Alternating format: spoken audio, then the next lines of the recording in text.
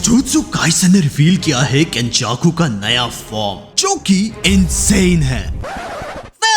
I guess हम कह सकते हैं जैसी माँ वैसा बेटा, क्योंकि ये सेम फेस है जो कि यूजी इतादोरी ने बनाया था बोनस चैप्टर में।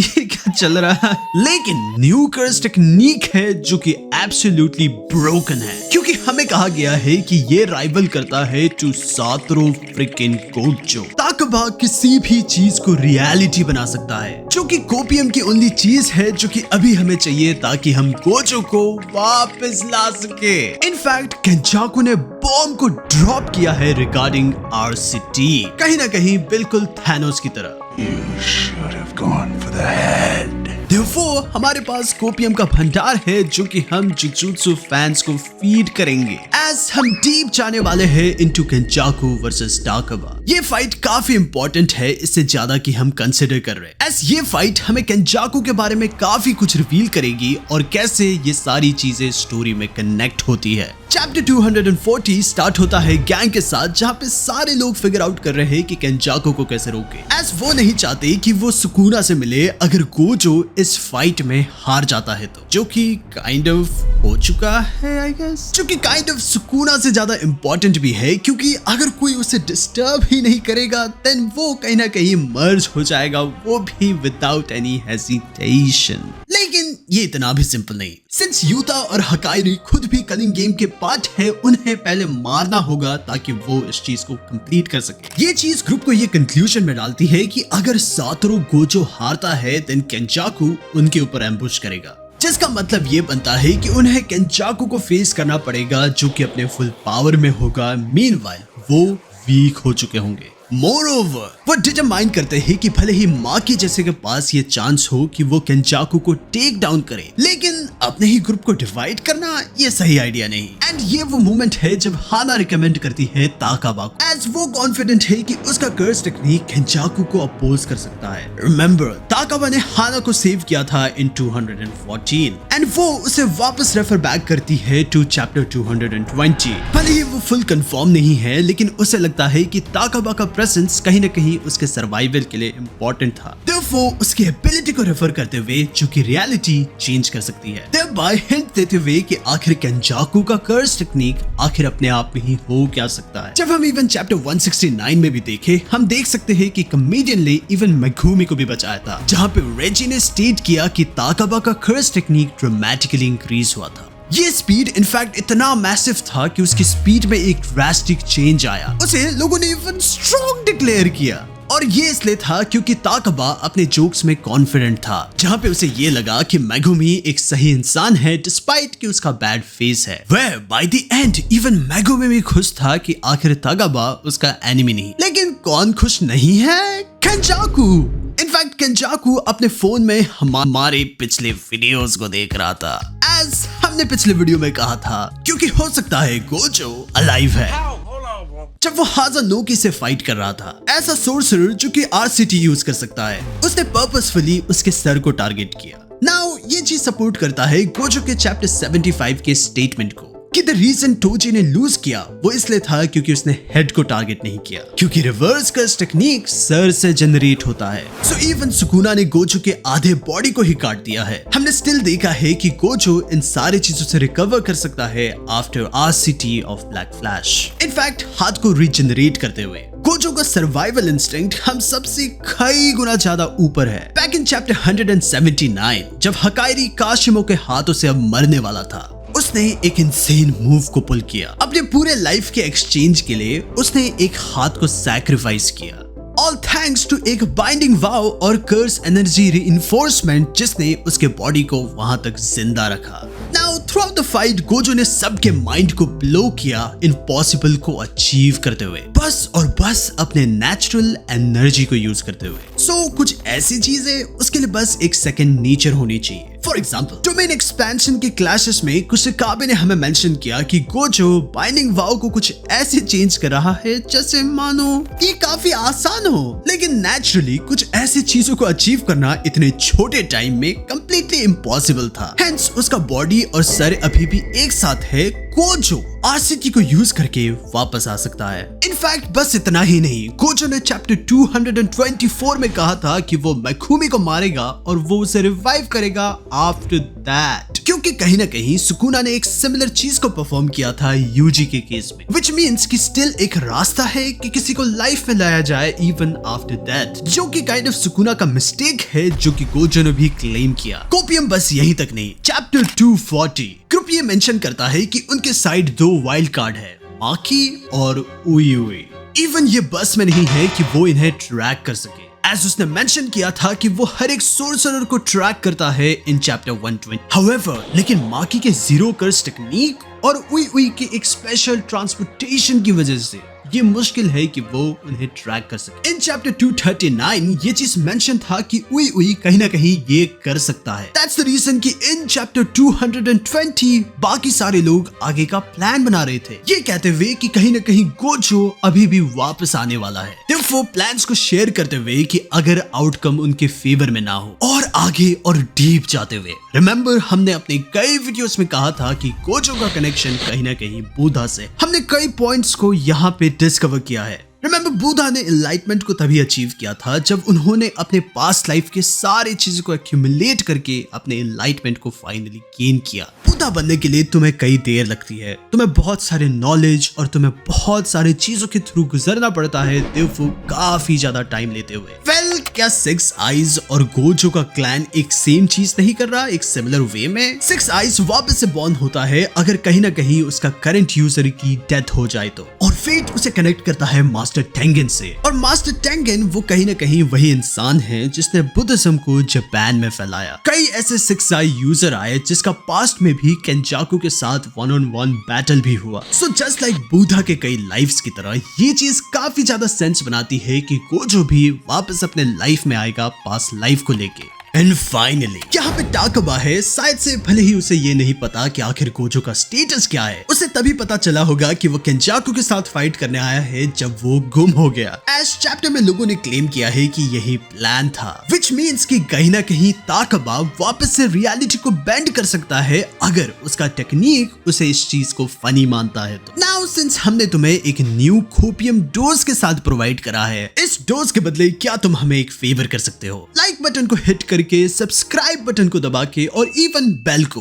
एज हम नेक्स्ट वीक ये प्रिडिक्ट करेंगे कि क्या गोजो हेयन एरा वाले सुकुना को डिफीट कर सकता है। ये चीज हमें लेके आती है टाकबा में, जो कि केंजाकू से बातें कर रहा है, जो कि काइंड ऑफ ये इमेज की तरह है। आई थिंक ये माल मुझे भी चाहिए जो कि गेगे फूक रहे हैं, क्योंकि ये kind of goofy as hell है। चैप्टर 239 दिखाता है कि केंजाकू ने टाकबा को अटैक किया था, लेकिन स्टिल उस पे कोई इफेक्ट नहीं। एज केंजाकू ने इवन ये चीज को भी मेंशन किया कि उसका अटैक काम तो कर रहा है लेकिन इफेक्ट नहीं दे रहा। टाकबा कहीं ना कहीं उसके 1000 पुराने जुजुत्सु को यूजलेस साबित कर रहा है। केंजाकू उसे अटैक करता है लेकिन उसका अटैक अगेन काम नहीं करता, क्योंकि वो अपने आप को एक टून बुलाता है। ये डायरेक्ट रेफरेंस है यूगिहो के टून वर्ल्ड से। एज इवन हम केंजाकू के सिर में उस अमेरिकन कैप को भी देख सकते हैं, जिसके चलते केंजाकू यही कंक्लूजन में आता है कि टाकबा का ये टेक्निक क्रिएशन है ऑफ फिनोमेना। ये है टाकबा का इमेजिनेशन, क्योंकि वो कहीं ना कहीं इस चीज को ड्रीम करता है। केंजाकू का कहीं ना कहीं ये कंक्लूजन बिल्कुल सही भी है, क्योंकि टाकबा का एबिलिटी हर एक चीज को रियलिटी में बना देती है जो कि वो फनी मानता है। लाइक आई मीन, अगर तुम लोगों के पास ये एबिलिटी होती तो इमेजिन करो तुम अपने वाइफ को ही फनी मानते हो। Y'all know what's going on, and so do I. So just imagine करो कि टाकबा ये सोच रहा है कि केंजाकू का बिल्ली बनना फनी है। ये चीज फिर मैनिफेस्ट हो सकती है। ये वो रीजन है कि उसने मल्टीपल बॉम्ब्स अटैक को सरवाइव किया, इनफैक्ट कोई हील भी नहीं लेते हुए, क्योंकि उसे वो फनी लग रहा था। दैट्स हाउ वो हर एक चीज को हील कर सकता है अगर समहाउ वो चीज उसे फनी लगे। लेकिन अगर तुम इसको सोचो पॉल्स डीप वे में, इसने हाना को बचाया था और हाना ने इसे डेथ सेंटेंस में भेजा। नॉट ओनली वो स्टूपिड और यूजलेस है, वो काइंड ऑफ कूल हार्टेड भी। लिटरली उसकी कहीं ना कहीं यहाँ पे डेथ हो सकती है। Ain't no way, boy. Through out the story हमने केंजाकू को एज ए गूफ इंसान देखा है, हर चीज में हंसता है। एक क्लाउन टाइप शकल को देख के वो हंसा, जिसके चलते आगे कलिंग गेम हुआ। इस बंदे के पास सेंस ऑफ ह्यूमर है, वो हर एक चीज को फनी मानता है। इनफैक्ट इस सीन में जहाँ पे वो जोगो के सर के साथ काइंड ऑफ फुटबॉल खेलता है, इनफैक्ट ये भी फनी एज हेल है इन 239। दैट्स द रीजन कि उसका कंडीशन है फॉर कि वो दोस्त बनाए, या तो तुम उसे बोर मत करो या फिर तुम उसकी इक्वल हो जाओ। दैट्स द रीजन कि ताकबा ट्रबल में है, क्योंकि उसके कर्स टेक्निक का लिमिटेशन वो तभी डिटरमिन होता है जब वो जितना कॉन्फिडेंट हो। हमें वापस लेके आते हुए तब के टाइम में जब वो फ्लेक्स कर रहा था कि आखिर कैसे उसने राउंड 1 को क्वालिफाई किया है। एक टीवी शो जो कि फेमस है अपने आप में ही क्योंकि वो इतना बेकार था। ये शो इतना हिलेरियस है कि इवन केंजाकू को भी याद है कि आखिर ये शो कितना बेकार था, कमेंट करते हुए कि ऑर्डिनरी इंसान राउंड 1 कर रहे थे। लाइक हम सब ने उन स्किट शोज को देखा है जो कि जापान में टेक प्लेस करता है।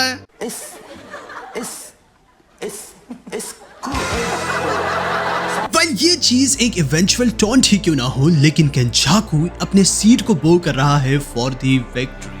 ऐसे उसका कॉन्फिडेंस डिस्ट्रॉय हो रहा है। इस चीज के चलते ताकाबा को लग रहा है कि केंजाकू को भी कॉमेडी पसंद है। वो एक सालों साल पुराना एक क्वेश्चन पूछता है जो कि हम सारे लोग वंडर करते हैं कि आखिर वो ये सारी चीजें कर क्यों रहा है। केंजाकू रिस्पॉन्स देता है क्योंकि ये एंटरटेनिंग है। ये चीज परफेक्टली लाइन करती है केंजाकू के कैरेक्टर से, एज उसने यूकी को ये चीज मेंशन किया था कि ह्यूमैनिटी का फ्यूचर लाई करता है केओस और सोर्सरर में, और वो ये चीज अचीव करने वाला है ह्यूमैनिटी को इवॉल्व करके थ्रू टेंकेन मर्जर। वो ये चीज कर रहा है क्योंकि ये चीज उसके लिए फन है, या कैजुअली लोगों को मारना केंजाकू के लिए जस्ट फन है।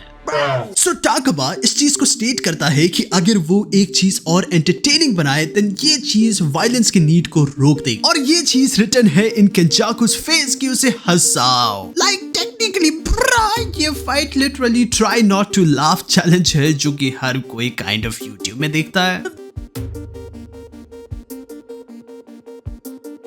None of your business, जो कि टर्न डाउन होता है बाय केंजाकू। केंजाकू एक्सप्लेन करता है कि गैग कभी भी काम नहीं करती लोगों के लिए, क्योंकि ये सेटअप नहीं है जस्ट लाइक दूसरी चीजों के लिए अगर तुम गैग को ही निकाल दो। वो कहता है कि ताकाबा कॉमेडी को समझता नहीं, वो फन ही नहीं, और ये चीज फन नहीं है कि कोई उसके साथ जोक करे। ताकाबा का ईगो डिस्ट्रॉय हो जाता है, एज वो लॉजिकली डिस्ट्रॉय हो रहा है उस इंसान से जो कि कॉमेडी को कहीं ना कहीं समझता है। और यही वो मोमेंट है जब केंजाकू उस पर स्ट्राइक करता है, तो वो उसे बताते हुए कि अपने ऑडियंस का ध्यान रखना चाहिए जब वो वहां पे स्टेज पे हो। नाउ शायद से तुम प्रोबेबली वंडर कर रहे हो कि आखिर कैसे उसने ताकाबा को हिट किया, क्योंकि पिछले कुछ अटेम्प्ट्स में वो नहीं कर पा रहा था। ये इसलिए क्योंकि उसका टेक्निक तभी काम करता है जब उसका कॉन्फिडेंस और कन्विक्शन हाई हो। केंजाकू लॉजिक यूज कर रहा है ताकि उसका स्पिरिट ब्रेक हो, और एज अ रिजल्ट वो अपने आप को एट द मोमेंट बिल्कुल भी फनी नहीं पा रहा। फॉर एग्जाम्पल जब ताकाबा अपना क्लासिक जोक मारता है, मैरी मी कि I want you as my wifi, केंजाकू इस जोक को कंप्लीटली कहीं ना कहीं बिल्कुल समझता है।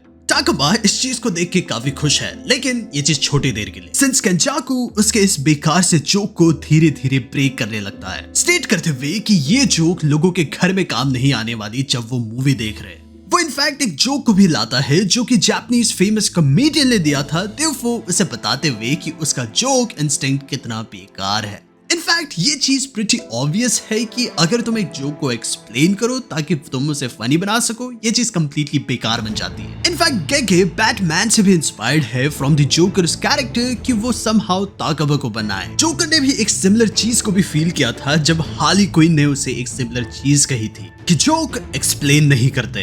राइटर ने हमें कंफर्म किया है कि उन्हें जोकर की मूवी पसंद है, एंड मूवी में जोकर क्या करता है, वो लिटरली जोक्स को क्रैक करता है, और इनफैक्ट एक मूवी में उसने बैटमैन को जेन्युइनली हंसा दिया था। इवन बैटमैन का सक्सेसर टेरी मैकगिनिस ये कहता है कि जोकर सेल्फ डिल्यूशनल है और उसे लगता है कि वो फनी है।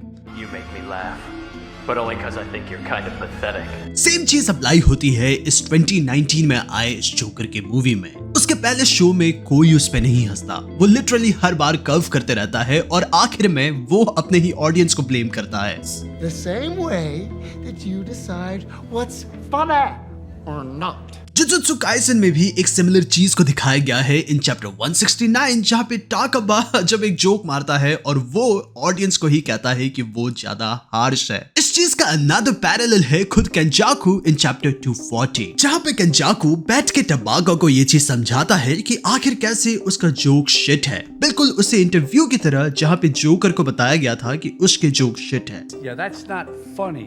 जो कपड़े जो कि केंजाकू पहन रहा है वो बिल्कुल सिमिलर है to Robert from the movie taxi driver, क्योंकि जोकर टैक्सी ड्राइवर से ही इंस्पायर्ड था। इन सारी चीजों की वजह से टबाका अपने कॉन्फिडेंस को लूज करता है, देयरफॉर केंजाकू एक पंच को डिलीवर करता है। लेकिन सिंस कॉमेडी सब्जेक्टिव है, जस्ट लाइक जोकर के आइडियोलॉजी की तरह, Comedy is subjective, Murray. जहाँ पे मूवी के एंड में वो स्टेट करता है That's the reason कि टबाका अभी भी हार नहीं मानता, वो केंजाकू को हंसाना चाहता है, therefore उसे एक फनी फेस के कंपटीशन में चैलेंज करते हुए। And the worst thing is केंजाकू इस चीज को एग्री करता है। चीटिंग करता है तू।